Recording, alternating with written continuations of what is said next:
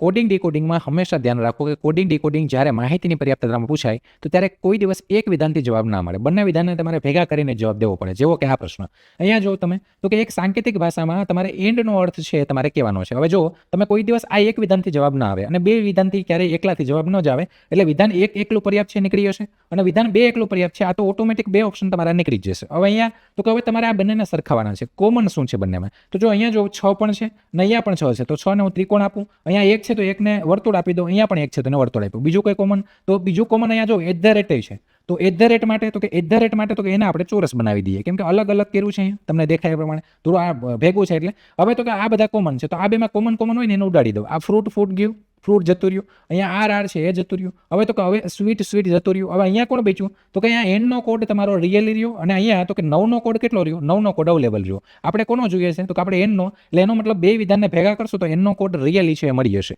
એટલે બંને વિધાન તો કે ન તો એક ન તો બે ન આવે, પણ બંને વિધાન અહીંયા પર્યાપ્ત છે. એટલે ઓપ્શન તમારો જે જવાબ 4 છે એ તમારો અહીંયા આવશે. તો આવા નવા ક્વેશ્ચન કે જે ગઈ વખતે સીસીમાં પૂછાયેલા છે એના માટે જોડાયેલા રહેવાનું છે. આપણા જે પેપર સોલ્વ કરીએ છીએ એના સિરીઝ જે ચાલુ છે એમાં સાથે આપણા આ શોર્ટ્સમાં. તો ફરી કોઈ નવા ક્વેશ્ચન સાથે મળીએ, ત્યાં સુધી રજા લઉં છું. જય હિન્દ, જય ભારત.